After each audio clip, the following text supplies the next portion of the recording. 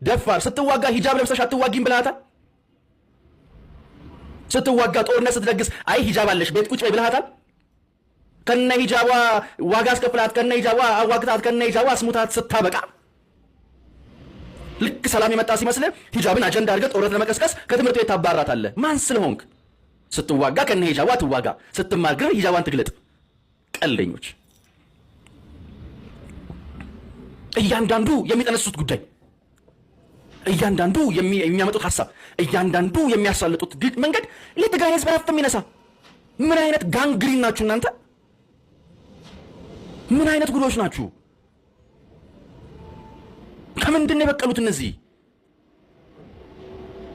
ሰው በታሪኩ 60 ምናምን ዓመት ሴራ፣ ሸር፣ ደባ፣ ጠብ፣ የለየለት ራስ ወዳድነትን እንደተከናነበ ይኖራል። አሁን የትግራይ ህዝብ ነው ግደፈኒ ማለት ያለበት። ግደፈኒ በቃ ተውን። አሁን አይበለን አንዱ አታስብሉብንም ነው ማለት ያለበት። አሁን ነው ኖ ማያሳት ያለው። እዛው ጨርሱ። ልትዋጋ ነው ተዋጋ። ሂድ 10 ምናምን ናቸው 20 ምናምን ናቸው የና ተዋጋ ብለሽኛው።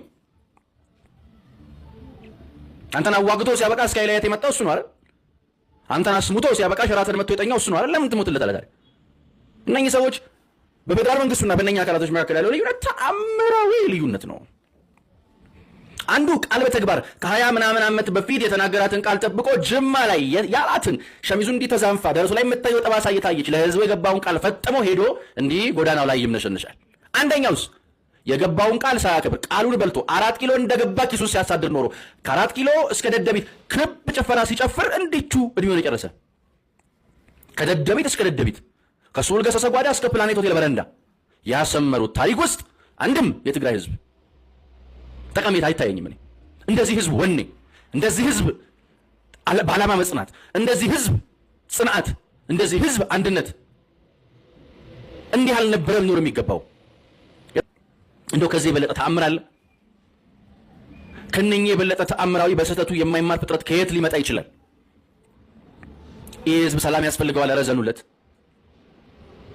ከትግራይ ለሚጋዝ ወርቅ ከትግራይ ለሚወጣ ኮንትሮባንድ ሲባል በዚህ መጠን ዋጋ ማስከፈል ባህላዊ ጀነራሎች ከዚህ የበለጠ እኮ ኤቪደንስ የለም። በነገራችን ላይ ከዚህ የበለጠ እብሪት የለም። ሰው እንዴት ደግሶ ከዳራው የጦርነት ጫጉላ መማር ያቅተዋል? ገና አላለቀም እኮ። ተአምራዊውን ልዩነታቸውን ብቻ አጽኑት፣ ተመልከቱት። አንደኛው ገራልታ ላይ ሰላም መጥቷል ሎጂ እየሰራ ነው። አንደኛው የትምህርት